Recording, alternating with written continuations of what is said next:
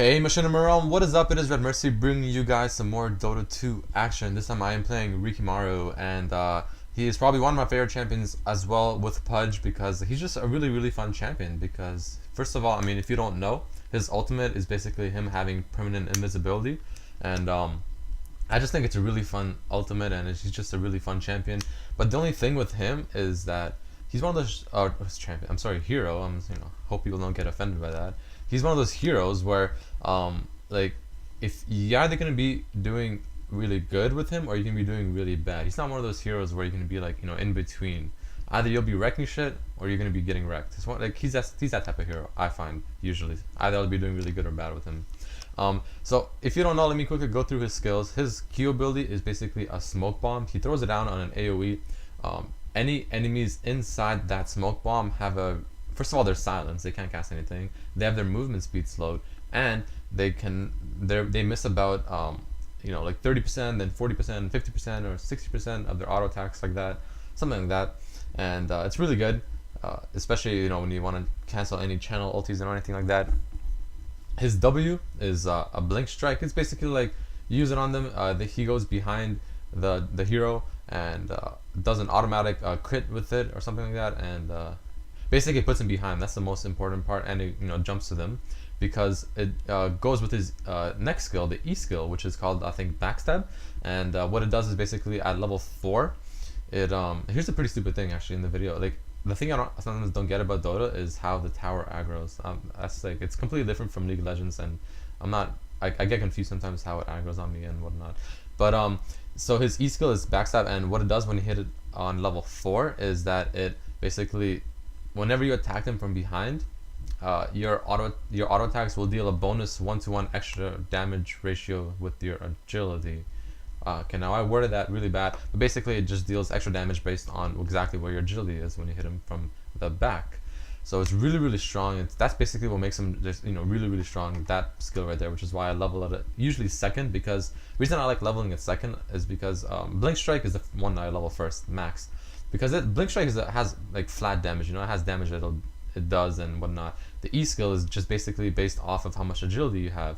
And early on, I'm not gonna have all that much agility, so that's why I like leveling my W first, and then my E, and then I get Q level 1 at level 4, I think. And then I leave that at level 1. Now there's two different ways you can do this, of course. Some people like maxing their Q, some people like leaving it at level 1. I like leaving it at level 1 usually because I like putting the other points into my stats so I can get that extra agility more, faster and all that kind of stuff. Because the only thing that the Q leveling it, the only thing it does is basically, I think it increases the duration and the radius or something like that. The miss chance, the slow, and all that I think stays the same. I could be wrong. I'm kind of forgetting right now. But that's what I like to do. I just like getting that extra boost of agility. But I mean, either way kind of works. So one thing I also messed up in this game is I got Sange and Yasha on him, but then my friend kept telling me to get Desolator as well, and I completely forgot that orb effects don't stack, or certain orb effects don't stack. Like only like Scotty I think will stack with it or something like that. Because I mean, I am pretty rusty in Dota, so I completely forgot about that kind of stuff. These orb effects and all that. So quite unfortunate. Now this game was a little back and forth. I mean, the first half-ish and like even part of late game, like I'm just doing a lot of damage. I'm wrecking them. I'm just completely raping anyone I go on almost.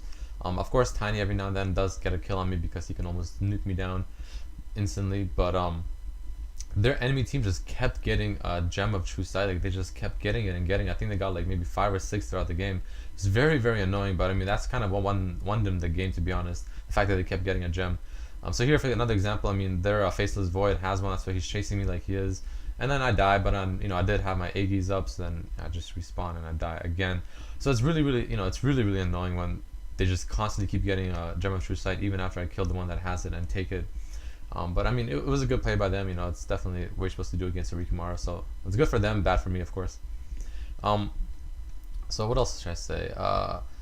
Rikimaru is one of those champions where he's of course an assassin, if you haven't guessed. It's pretty obvious, but he's also one of those heroes rather, that he'll do a lot of damage, but if he gets targeted, unless of course you build like tanking on him like a Vanguard or something, then he will get owned. So here's another thing, Chrono's ulti, or Faceless Void's ulti. Whenever he ultis and I'm still not in stealth, because my ulti does have a little bit of delay time before I actually go fully into stealth. So if he ultis me while I'm still in that phase of going into stealth, because I won't go into stealth in his ulti, of course, because his ulti, it kind of stops time, right? So it just completely stops my ulti kind of going to stealth at wherever it was when he used his ulti. And yeah, so it's really annoying. Kind of counters my ulti in a sense because I just can't go invisible. So here I see the witch doctor is channeling his ulti, so I quickly jump on him and I put a smoke bomb on him. Kind of a little late, to be honest, but I think the axe actually taunted him off his ulti first. But nonetheless, we're here, we're doing our thing. The Drow Ranger popped her Lothars and she's just running away, but she's gonna show up really soon. And I just keep chasing them because and then I see her pop up, so I'm like, all right, she's there. I'm gonna obviously target her over Tiny.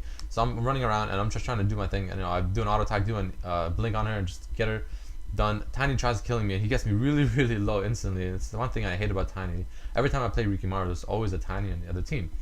And then he doesn't kill me, luckily. And then I'm just running around waiting for the right moment. And then I quickly throw my Q just to make sure he can't finish me off. And then we finish him with the auto attacks.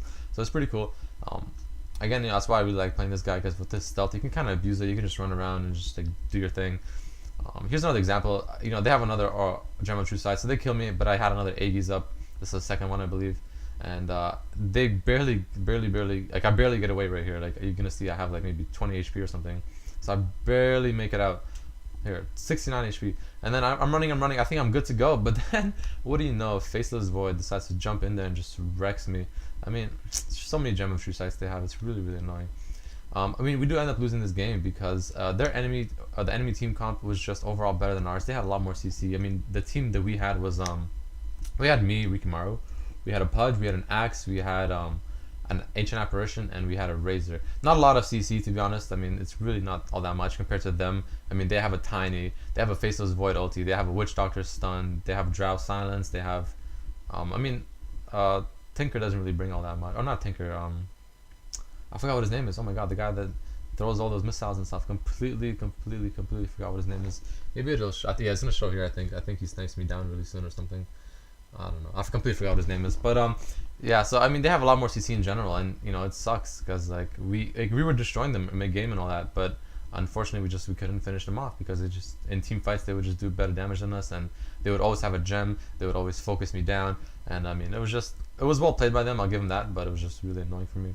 So here we pick up a kill on Witch Doctor, pick up a kill on Faceless, and then after this, basically like just not too long after this, they actually end up pushing in and finishing the game. The one thing I hate about Dota is that when you destroy the barracks, like it doesn't respawn, so it's a huge hit on the enemy team or on the team that you destroy the barracks on.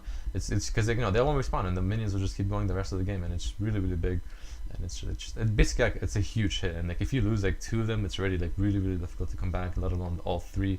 But that's it for this video, guys. I hope you enjoyed it. Don't forget the whole gameplay is on my channel. Definitely check that out. Don't forget to comment, rate, subscribe, and I'll catch you guys for the next video. Peace.